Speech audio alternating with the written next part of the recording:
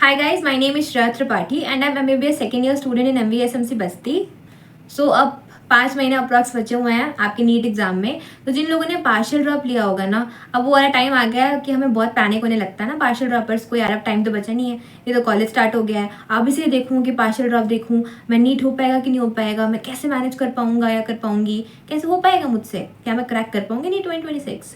ये सारे के सारे जो क्वेश्चन है ना, हमें परफॉर्मेंस को खराब कर देते हैं. हमने अभी तक जितनी भी मेहनत की होती है उन सबको बेकार कर देते हैं, क्योंकि जैसे ही ओवर थिंकिंग आ गई आपकी परफॉर्मेंस लैग करने लग जाती है. तो ओवर थिंकिंग सबसे पहले तो हटा दो, है ना. अब काम है स्ट्रैटेजी बनाने का. आपके पास एक प्रॉपर प्लान होना चाहिए कि अब मुझे क्या करना है, कैसे मैं दोनों को मैनेज करूँ, कैसे मैं दोनों को साथ लेके चलूँ. तो देखो, सबसे पहले तो क्या करना है आपको, let go of distractions.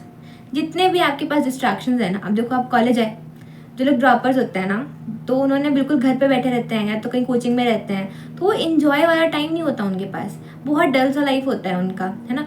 Partial drop लेते हैं, किसी कॉलेज में चले गए, वहाँ पे एक ग्रुप बन गया, फ्रेंड्स बन गए, एक नया माहौल आ जाता है, बहुत डिस्ट्रैक्ट हो जाते हैं उसमें, है ना. अपना गोल भूल जाते हैं, पढ़ाई नहीं करते, इन्जॉय करने में लग जाते हैं, सब कुछ बस इन्जॉयमेंट हो जाती है.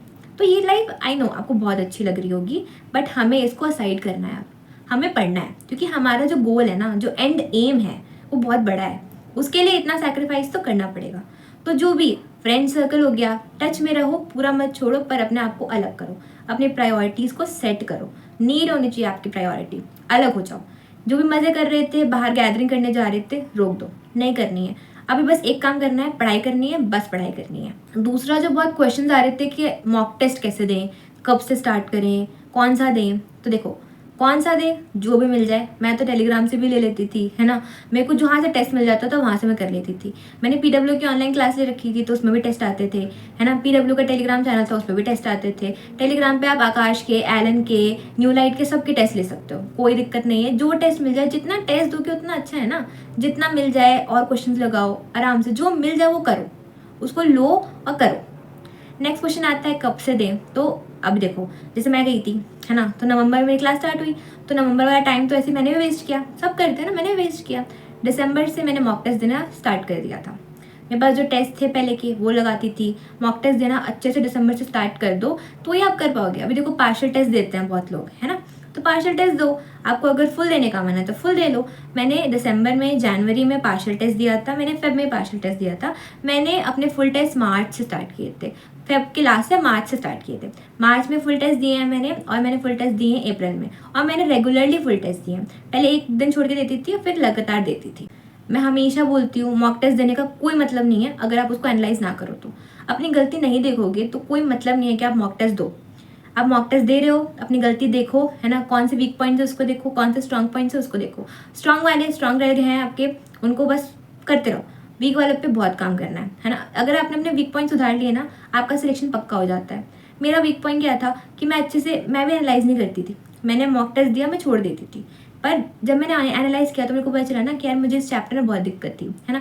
मेरे से रोटेशन नहीं होता था ढंग से, ठीक है. मेरे को फ्लूइड्स में बहुत दिक्कत होती थी. तो मैंने ये सब ठीक किया. मेरे से एसएचएम वेव से क्वेश्चन बहुत ज़्यादा नहीं बनते थे, रे ऑप्टिक्स के नहीं बनते थे. तो मैंने इन सब पे काम किया ना, फिर मेरे से बनने लग गए, ठीक है. मेरे को इनऑर्गेनिक में बहुत दिक्कत होती थी. मेरे को क्वेश्चन बिल्कुल चीज़ें नहीं याद रहती थी, एक्सेप्शन नहीं याद रहते थे. लॉजिक ढूंढो तो मैं लॉजिक भी नहीं ढूंढ पाती थी ढंग से. तो मैंने उस पर भी काम किया, है ना. बायो को जितनी बार रीड करो उतना कम है. बहुत रीड करो, बहुत रीड करो, बस अच्छे से रीड करो. एक एक फैक्ट को देखो, है ना. अब तो बहुत इंपॉर्टेंट है बायो को रीड करना. एक एक लाइन बिल्कुल छान लेनी है. और जैसे मैं करती थी कि मैंने लाइन पढ़ी, मैंने सोचा क्या इससे ये क्वेश्चन बन सकता है, तो वैसे करना है आपको. आप पढ़ो, आपको सोचना है क्या इससे क्वेश्चन बन सकता है ना. हो सकता है इस फिगर से ये क्वेश्चन बन जाए, इस डेटा से ये क्वेश्चन बन जाए, तो कहीं से भी क्वेश्चन बन सकता है. मैंने बायो इतनी बढ़िया से पढ़ी थी, तब जाके मेरे 360 आउट ऑफ 360 आए थे. तो अब आपको बहुत मतलब फोकस्ड रहना है ना. कहीं डिस्ट्रैक्ट मत हो, फोकस्ड रहो. अपनी गलतियाँ देखो, अपनी कमियाँ देखो, कमियों पे काम करो.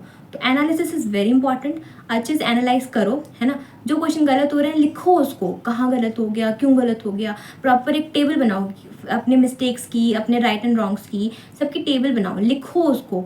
जितना आप लिखोगे उतना आपको अच्छे से चीज़ें होंगी. जिसको अच्छे से नोट डाउन करो, देखो कहाँ आपकी गलतियाँ हो रही हैं, उस पर वर्क करो. वर्क करोगे आपको और अपने बारे में पता चलेगा, आपकी प्रिपरेशन कहाँ पे है ये पता चलेगा आपको. हर पार्शियल ड्रॉपर का एक कॉमन डाउट रहता है, कन्फ्यूजन रहती है, अटेंडेंस कैसे मेंटेन करें हम. अगर अटेंडेंस नहीं मेंटेन किया और मेरा नीट नहीं निकला तो फिर मैं क्या करूँगी, क्या करूँगा. है ना, फिर तो मेरा कुछ भी नहीं हो पाएगा, फिर मेरा क्या रह जाएगा, मेरा ये भी हाथ से गया, मेरा नीट भी हाथ से गया। तो देखो हमें अटेंडेंस मेंटेन करनी है। नवंबर से क्लास स्टार्ट हो गई होंगी मोस्ट प्रोबेबली। नवंबर जाना है, दिसंबर जाना है, जनवरी जानी है, फुल जाना है। फेब में आप वीक में 2 बार जाओ, 3 बार जाओ, है ना। मार्च और अप्रैल मत जाना, है ना, ये 2 महीने बिल्कुल मत जाना। या हो सकता है अगर आपका बहुत मतलब से मेरे कॉलेज में ना अटेंडेंस उतनी स्ट्रिक्ट नहीं थी, तो मैं तो नहीं गई थी। मैंने तो जनवरी भी नहीं गई, फेब भी नहीं गई, मार्च भी नहीं गई, अप्रैल में इंटरनल्स देने गई थी, क्योंकि मेरे पास चिल था। अपने सीनियर से बात कर लो, अगर चिल नहीं है तो फिर आप मार्च भी आधा चले जाओ और बाकी 1.5 महीने छुट्टी कर लेना। अगर आपके इंटरनल्स पढ़ रहे हैं इनके बीच में, तो इंटरनल्स देने बिल्कुल जाना, आपके नंबर आए ना आए, पास हो फेल हो डजेंट मैटर, अटेंडेंस मैटर्स। वहाँ पे जाओ, अटेंड करो उसको, उससे ही हो जाएगा कि हाँ भाई इसने अटेंड किया था, फेल ही हो गया ना, कोई बात नहीं, मेहनत करेगा, अच्छा हो जाएगा इसका। तो एक ही इमेज बन जाती है। तो आपको एक अच्छी इमेज सेट करनी है आपके टीचर्स के सामने। सो अपने अपने कॉलेज के हिसाब से आप जाके बात करो, पता करो, और फिर उसके हिसाब से आप डिसाइड करो कि कब जाना है मुझे, मैं कितना करूँ तो मेरे लिए ठीक रहेगा, मैं कितनी छुट्टी करूँ तो मेरे लिए बेटर रहेगा, है ना, और मेरी अटेंडेंस पूरी हो जाएगी। अब अटेंडेंस वाला मैटर बहुत सीरियस हो गया है, यूनिवर्सिटी बहुत स्ट्रिक्टली इस मैटर को ले रही है, कॉलेज बहुत स्ट्रिक्टली इस मैटर को ले रहा है, तो अटेंडेंस का बिल्कुल अच्छे से ध्यान रखना। अब जो लास्ट चीज़ है वो मैं हमेशा ही हर वीडियो में ही आपने सुना होगा, कॉन्फिडेंट रहो एंड कंसिस्टेंट रहो। बहुत इंपॉर्टेंट चीज़ है, कॉन्फिडेंट रहोगे, क्योंकि देखो अभी जो टाइम है ना, अब ओवर थिंकिंग स्टार्ट होगी कि मुझे अब मैं क्या करूँ, मैं सिलेक्शन होगा कि नहीं होगा, ये हो जाती है, इस टाइम पे हो जाती है, ओवर थिंकिंग स्टार्ट होगी। टाइम बिल्कुल नहीं वेस्ट करना, time is very precious. Consistently आगे बढ़ते जाओ, टेस्ट दो, एनालाइज करो, पढ़ो, अटेंडेंस मेंटेन करो, जितना टाइम बच रहा है ना उसको ऐसे यूटिलाइज करना है आपको कि मतलब ऐसा हो कि आपका 24 आवर्स बिल्कुल वर्थ इट हो, आपको रिग्रेट नहीं होना चाहिए। देखो हमेशा से मेरे चैनल का मोटो ही है कि नेवर रिग्रेट। तो आपको लाइफ में रिग्रेट नहीं रखना है, इतनी मेहनत करो, इतना अच्छे से काम करो ना कि वो रिग्रेट वाला पार्ट हट जाए। आपका सिलेक्शन हो ना हो एंड की बात होती है, बट आपका परफॉर्मेंस अच्छा होना चाहिए। यहाँ पे आप कितने अच्छे से मेहनत कर रहे हो, कितना कंसिस्टेंट थे, कितना कॉन्फिडेंटली काम कर रहे थे, ये मैटर करता है।